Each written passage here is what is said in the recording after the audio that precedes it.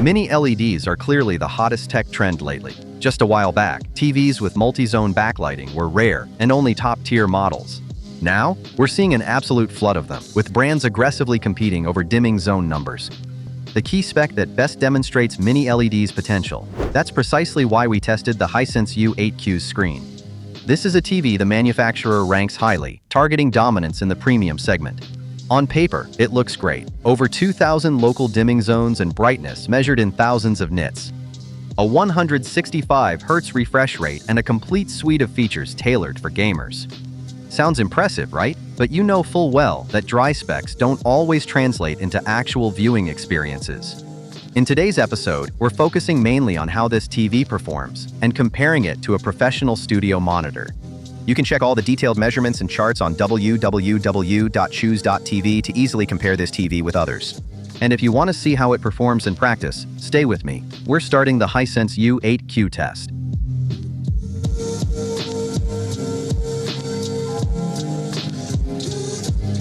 Today's episode is sponsored by Hisense, makers of TVs, short-throw projectors, sound bars, and home appliances popular across Poland. I know this kind of partnership might raise some questions, so let me quickly clarify things. We ran the tests on a unit bought from a store, not one provided by the manufacturer. The partner didn't affect the scenario, results, or opinions. Our partner companies can only pay for our time to produce an episode. They receive the script, data, and findings at the premiere. As you're about to see, this test definitely won't be uncritical. Before we dive into movie impressions or gaming, let's start with the unboxing and first contact. Right out of the box, the Hisense U8Q feels substantial. You can tell it's at least one tier above the previously tested U8Q. While it's not the slimmest TV around, given all the tech inside, it's still far from what you'd call bulky. The whole thing looks sleek, and the uniform back panel really makes the TV look sharp when mounted on the wall. This is what we call a flush mount option on our site. Looking at the screen from the side, nothing sticks out from the wall if you use the right bracket. But if you prefer classic placement, the maker added a single center base. And here's an interesting fact. Its height can be adjusted. A rare yet extremely practical solution. This way, a soundbar fits under the screen without blocking the image. The set has a remote. Gotta control all this quality. And here's a big plus for Hisense. They didn't go for that painful minimalism trend. At first glance, the remote looks classic, but it's packed with a lot of really handy features. It has solar charging, a rechargeable battery with USB-C, and backlit buttons, which are especially useful for late-night movie sessions. Right from the start, the U8Q makes its premium ambitions clear, with standout features like a USB-C port supporting DisplayPort. I'll cover that in detail later. It really gives you the feeling of interacting with a highly refined piece of tech. Alright, unboxing's done, so now it's time to get to what interests you most. Image quality. You know me, I wouldn't be myself if I just stuck to dry measurements, but we can start with those. On test patterns, the ones most reviewers focus on, the U8Q can hit up to around 4,000 nits, and even more in store mode. Sounds insane, right? But we set up our own testing, measuring brightness directly in movies. This gives a clearer picture of daily screen performance and prevents manufacturers from faking results. This display hits over 2,000 nits in highlights and 500 to 700 nits with small lights on dark backgrounds. A truly premium class result. Alright, enough specs. Let's see how this TV actually performs. Most content is mastered for 1,000 nits. The U8Q handles it perfectly. The TV delivers exactly what the director intended. The whites retain a ton of detail. Snow, clouds, or reflections aren't blown out but keep texture and depth. That's how the vast majority of content from streaming platforms looks.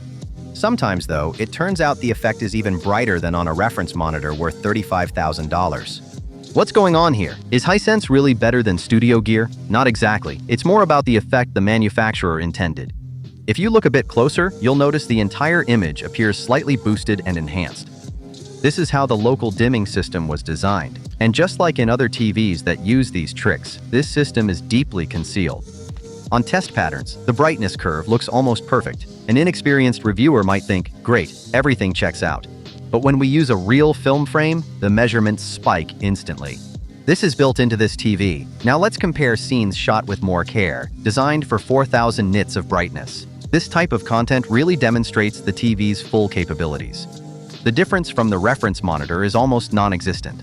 The lighting effects are strikingly vivid, practically bursting off the screen. The sunlight in Demex film dazzles, just like real sunlight. In dark scenes, like this one where the helicopter flies over the desert in Sicario, the light intensity is predictably lower. It's a significant challenge for mini LED displays. They must carefully balance deep black levels with bright white highlights. Still, we're talking at least 500 nits here, a real game changer. Watching films like Blade Runner or Mad Max, or even gaming on console, is pure visual joy on the U8Q. Still, you can see even here that darker elements appear slightly unnaturally brightened. Many viewers will see this as a plus. More flashy, more wow. But if someone prioritizes fidelity, they'll notice the TV artificially boosts brightness beyond the director's intent. It's like fake HDR, visually striking but not true to source. Not terrible, but bound to bug purists. This brightness works great daily, not just for HDR, but also regular TV or streaming. The U8Q is a super bright TV. For SDR, it hits over 1000 nits. On top of that, there's a new anti-glare coating. The manufacturer gave it its own marketing name, but the important thing is that it actually works. Just a quick note, this is a highly transparent coating called a mirror finish. It maintains excellent black levels during the day, while reflected objects aren't blurred in any way. Most of the time, you won't even spot them. It's nearly impossible to outshine such a bright display. Take a look at this shot with the light aimed straight at the TV. You can confidently say the U8Q ranks among the best screens for challenging lighting conditions today. Now, what's fueled mini LED debates for years? Blacks and contrast. For years, we've heard this tech rivals OLEDs. Some claim it beats them. The reality is, OLED technology with self-lit pixels remains unmatched. But I've got to admit one thing, the U8Q performs really well in terms of black levels. With 2048 zones in the 65-inch version and its finely tuned dimming algorithm, the contrast is truly impressive. In simpler scenes, the TV can dim the backlight so effectively that the blacks emit almost no light at all. Of course, life isn't just simple shots. When bright elements like Star Wars subtitles or a starry sky appear, the algorithm must instantly decide. Still, you'll rarely notice halos or other unwanted artifacts. No buyer will be disappointed by this TV's black levels. The Hisense U8Q has the same flaw as the U78Q Pro: slow black recovery and excessive dark scene dimming. The deeper blacks look impressive, but they sacrifice too much visible detail. When watching in a dark room, nothing escapes our notice, but in daylight, it could be worse. The blacks are great, but not precisely what the director envisioned for dark scenes. Of course, some scenes will show slight black degradation. Mainly those where there's a lot of small bright elements against a dark background, like a starry sky.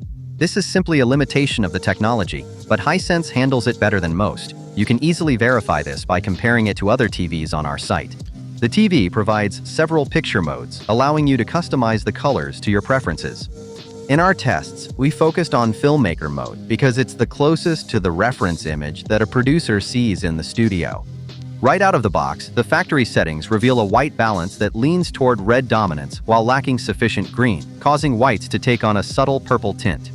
Also, HDR content had dynamic tone mapping on by default, boosting brightness but causing overexposure and unnatural white highlights. After calibration, it's a big shift. Colors get more balanced and natural. The grass looks fresh and real. Skin tones appear natural, and the sky gains depth with smoother transitions. The image feels lush and pleasant, not artificially exaggerated.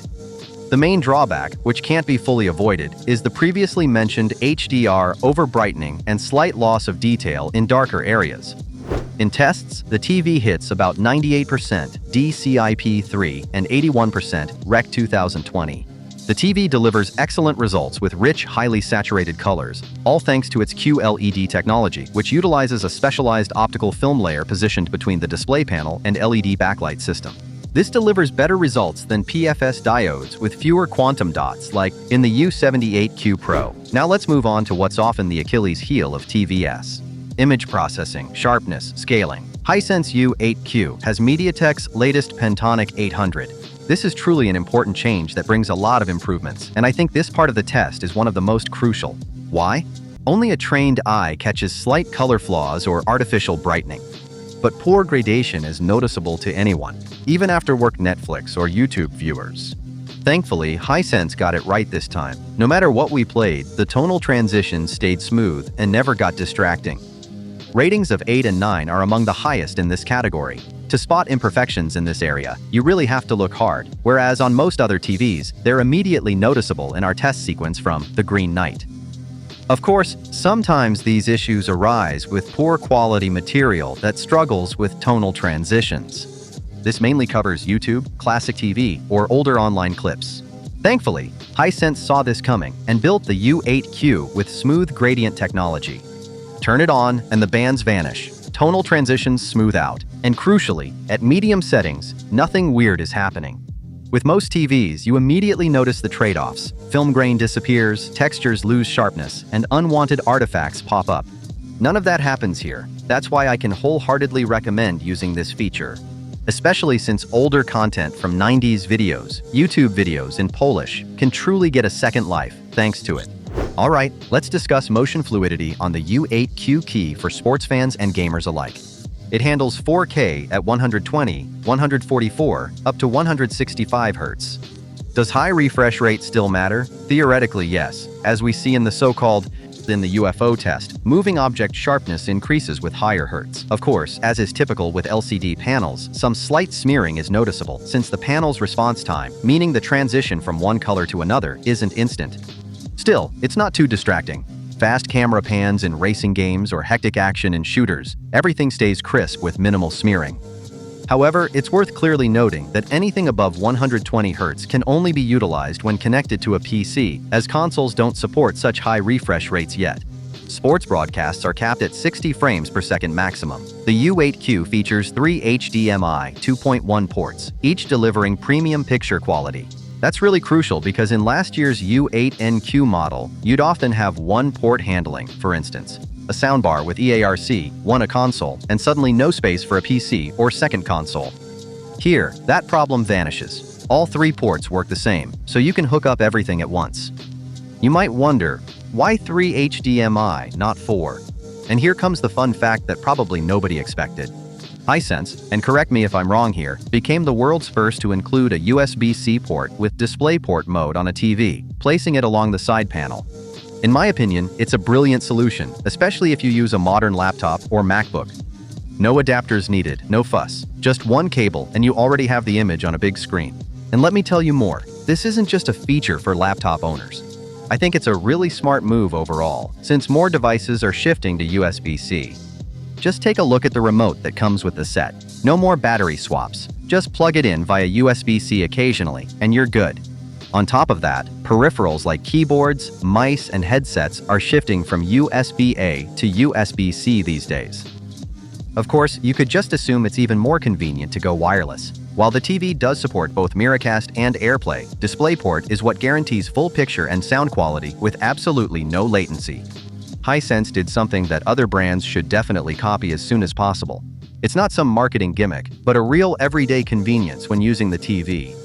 Going back to games, we've got full features thanks to those HDMI 2.1 ports. You've got VRR for smooth gameplay, auto game mode switching, and input lag so low it rivals dedicated gaming monitors.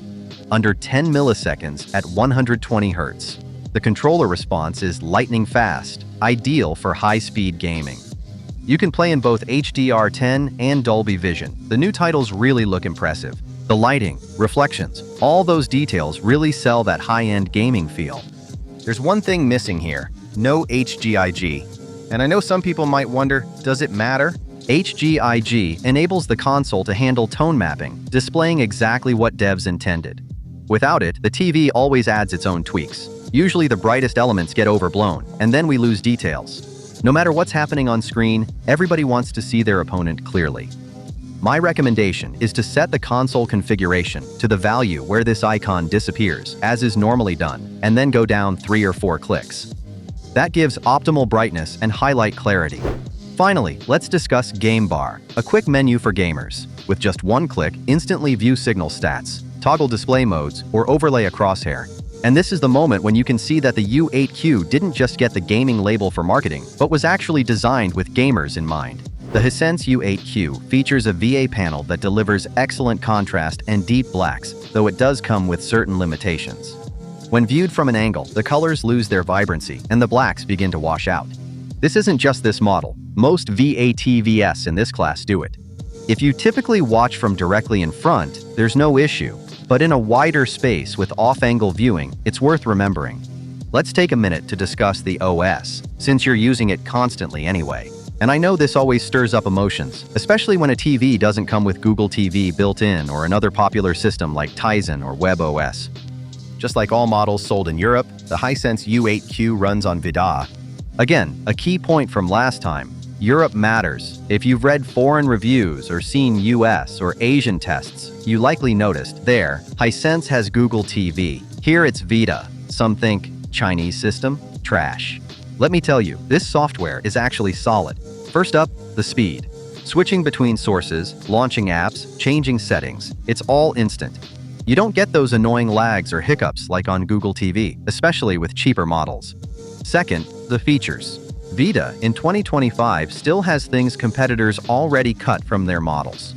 For example, recording channels to USB. You won't find that in most premium TVs today. Plus AirPlay, screen mirroring, and Polish voice search. Now here's something cool. You can use voice commands even without the remote thanks to the TV frame's built-in microphone.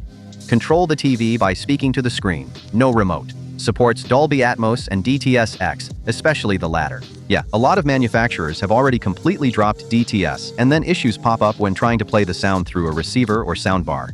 There's no problem here. Of course, it's not all perfect. This is a closed system. You can't install apps from outside on it, and the available programs may be limited. At the moment, it's missing 11 Sports, Spotify, or Tidal, but since the list updates every month, some of these gaps might soon be filled. So if you were worried about this Chinese system, there's really no need. VIDAA works smoothly, has a few interesting features, and doesn't freeze up with everyday use. Sound-wise, you care. The brand touts a 90-watt audio 4.1.2 system. Sounds impressive, but you know how it is with those numbers. They don't say much about quality, so we took it a step further. First, we ran the audio measurements in our lab, which you're seeing on screen now. And second, we recorded audio samples so you can hear how it compares to other screens in our lineup.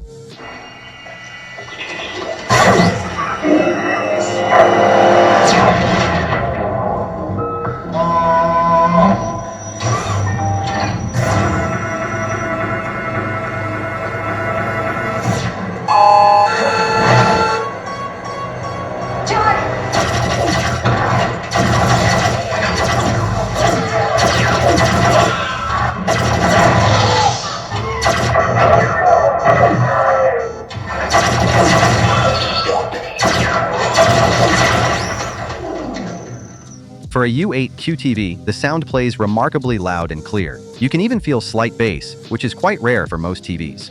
At maximum volume, the bass occasionally felt overpowering, making the TV produce slight but noticeable vibrations. Lower the volume to around 90% and the issue disappears. Sound stays impressively powerful. I won't claim it matches a soundbar or home theater, it doesn't. But for a TV, it's above average. The dialogue is clear, you can even feel some spatial effects a bit, and it's perfectly fine for everyday watching news or sports. And if you're looking for more, Hisense has a great selection of soundbars, so you can easily find the perfect match. We've gone through all the chapters about the TV's quality, so we're starting the summary. It's clear that MiniLED screens keep getting better each year, and this model perfectly showcases the manufacturer's steady improvement. But you can't ignore how their marketing hype still outpaces what these products actually deliver. Here's the thing, it's not just Hisense, but all mini-LED makers. These TVs are calculated, delivering huge brightness or contrast numbers that manufacturers flaunt online. It easily misleads reviewers who rely on synthetic test patterns without the ability to compare the image to a reference display or lacking their own more thorough procedures. And if even reviewers doing the testing get confused, what are regular people looking for a TV supposed to say? For the consumer, this is an even more uncomfortable situation because they're bombarded with huge numbers that are often completely detached from reality. This clearly demonstrates what our platform stands for. We go deeper, focusing solely on the parameters that genuinely affect picture quality. So, how does all this translate to the U8Q? Now let's dive into the actual summary. The Hisense U8Q is a television that buyers are sure to love.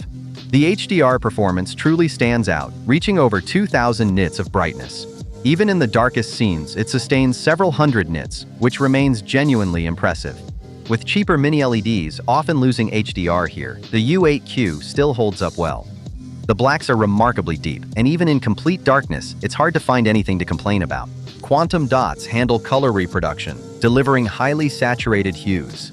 The television's advanced calibration settings help you achieve truly natural color tones.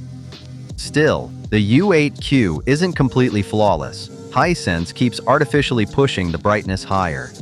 The dimming is pretty aggressive. It boosts contrast, but can lose some dark details.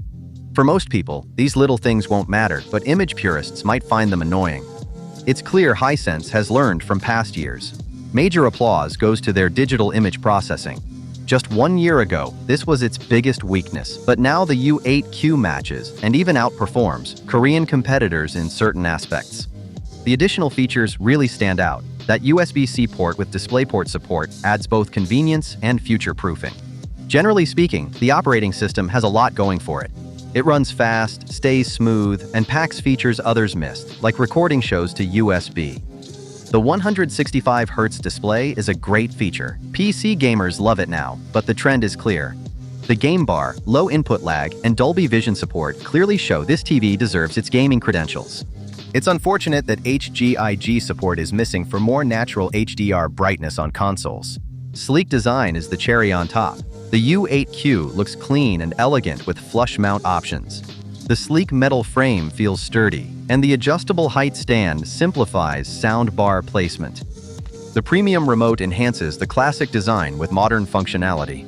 It's solar-powered, has a built-in battery with USB-C charging and backlit buttons.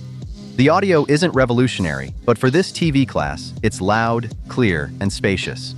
For news and TV shows, it'll work just fine, and more demanding viewers can always opt for a soundbar. The TV supports both DTS and DTS:X formats, making setup simpler than competitors. In summary, the Hisense U8Q is simply a well-thought-out TV, very impressive in everyday use, innovative in details, and refined in areas where it previously lacked quality. True, there are some compromises, but overall, it's among the most interesting mini-LED models in its price class. For this reason, the U8Q receives our Silver Award. It would be a sin not to recommend it, especially considering its launch price, which looks really attractive compared to the competition. This is genuinely solid hardware, not just impressive specs on paper. Drop your thoughts on the U8Q below and let us know which models you'd want featured next. And if you want even more details on the current price, head over to www.choose.tv. Links in the description. Bye.